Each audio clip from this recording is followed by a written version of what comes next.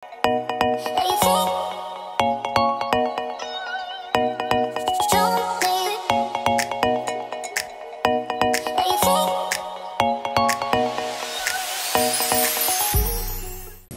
guys, so we are here at Headway Vera Salon. Ayan, nagpapakulay siya. Shout out to Mick. Nagpapakulay siya ng dark. Tapos yung buho ko, tingnan mo. Taas-taas. Ako din, magpapa-brown din ako. Para maiba. Hello mga ka-forever! Ba't ayaw magpa-video nito ang sweet? Ganda. Wala siya sa mood. So we're black to dark hair. Hello.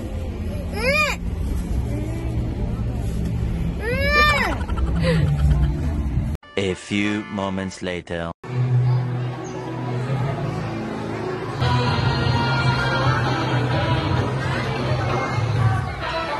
Kasi! Ang ganda mo.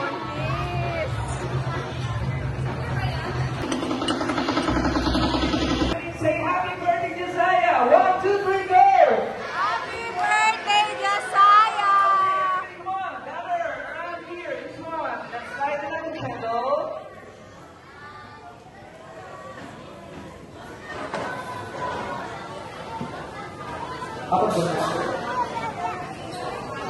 Happy birthday!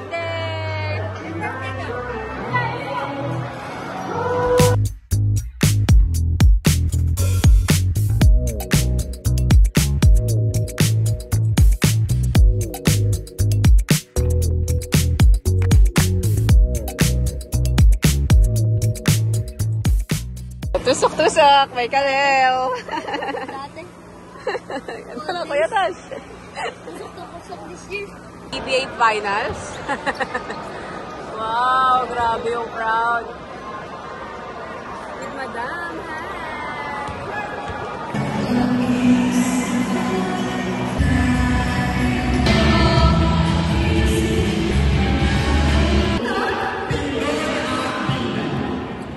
Titik na titik kay Viva Max, oh. Labot sa akin ito mamaya. Kanina yan. Grabe! Heart attack! Ano, nag-enjoy ka ba? Sulit ba? Guys, nagsisigawan na ng Ginebra yung mga tao dito. Ay! Grabe!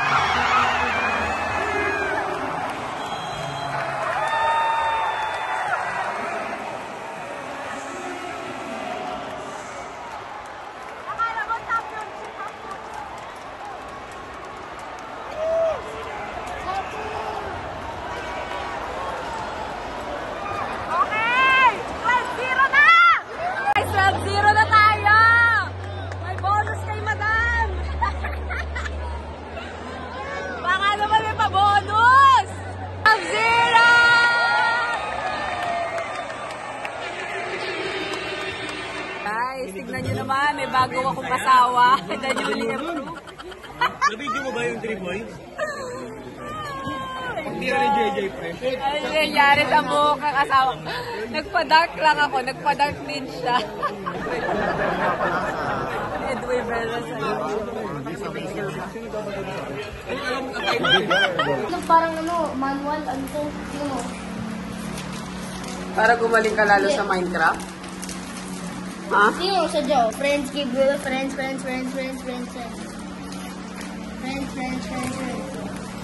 Dapat Bible binabasa mo.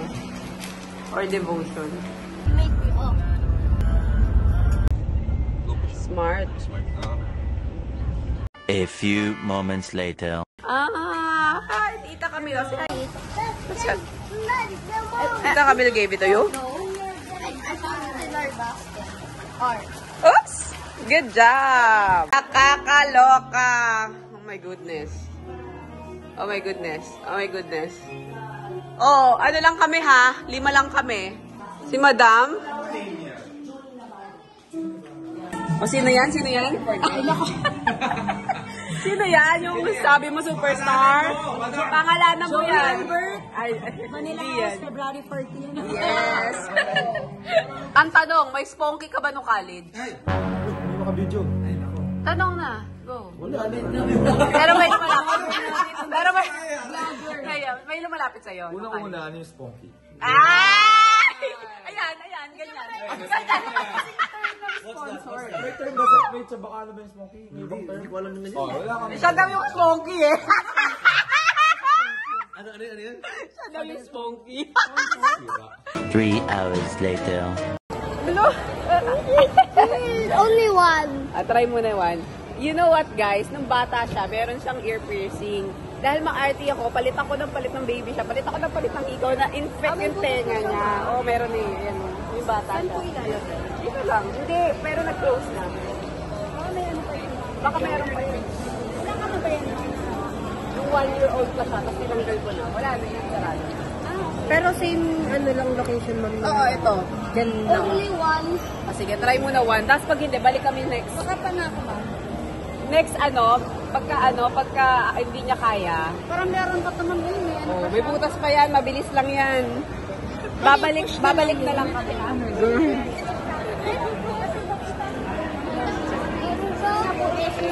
Hindi, sarado na to, alam ko eh. Try natin. May ano pa siya eh, parang may...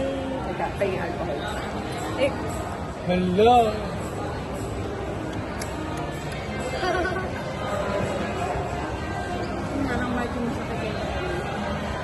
meron nga. Meron pa yun. Side na, mayroon. Meron? Oh, yung isa wala. Parang meron pa kayo yun para ano. Tingin nga. Meron oh. Eh, pantayin natin yung butas na yun. Okay, so here we are. We didn't know na may butas pa pala yung mga hikaw na mga earrings namin. Muntik pa kami magpa-doktor. Oo, meron pa. Ang ganda. Heart shape. Sari na lang wala. Dahil 1 taon na sa atin si Alan. Congratulations, Alan. Shopping natin siya ng uniform damit niya sa Uniqlo. Good luck! Siya lang mga shopping. Paano, luwa na yung mga damit niya. Araw-araw siya. Si Hi. So, meron siya. Hi, mga vlog! May shopping si Kuya. At si Ate Dig na may pahikaw. Taray, Ako din! daming hikaw, taray. Ang daming butas. Ikaw din, patingin. So guys, we are waiting for Kalel.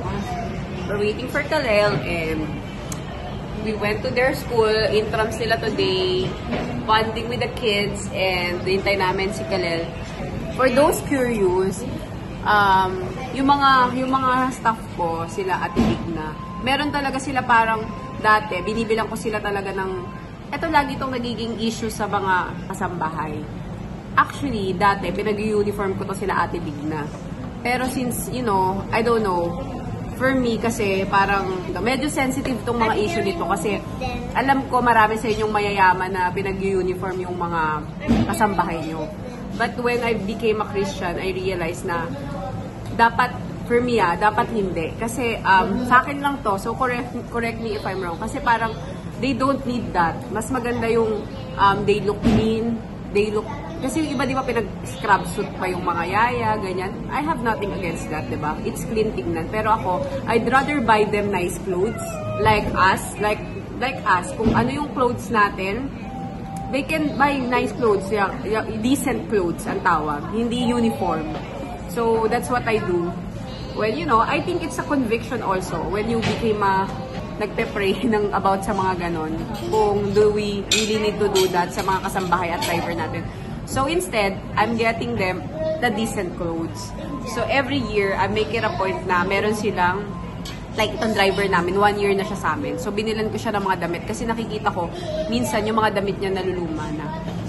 Si Ate Digna naman, marami ng pera to, so meron na siyang mga damit. At minsan, bumibili siya ng mga damit sa garage sale ko, sa live selling ko, si Ate Digna. Pero dati kasi, binibilang ko si Ate Digna ng mga scrub suit. Tapos, yung mga pambahay nila na lang, hindi na paglalabas. So, marunong na siyang mag-outfit eh. Nagde-decent clothes na lang siya every time lumalabas kami. And mas maganda tignan. Kasi dati, bibilang ko ng mga scrub suit yung mga yaya, biglang mag-aalisan. So, sayang lang ang pira. Nag-aalisan. So, sana si Kuya Alan, sana hindi umalis. Kasi nag-shopping siya ng worth 10,000 sa Uniqlo. Kasi para matibay. Maganda kasi sa Uniqlo eh. Kahit isang taon yan, matibay yung clothes. Breezy, comfortable yung outfit niya. And decent. And at the same time, he looks presentable. So, mas maganda na yung comfortable din sila suotin. Yun yung sinusuot nila. Ayan. So, yun lang. Halo ka ba? Oh! Ay, hindi. Ano kami? Third place. Third place sa cheer dance. Pawis na. Oh, daming pera. Uy, Iska mo ko nito eh. Can I have some? no. Please, come kami ah. Sabi niya, ate, nawala yung 200 ko. Naiwan ko kasi, nilagay ko sa malaking bag. And then nandito.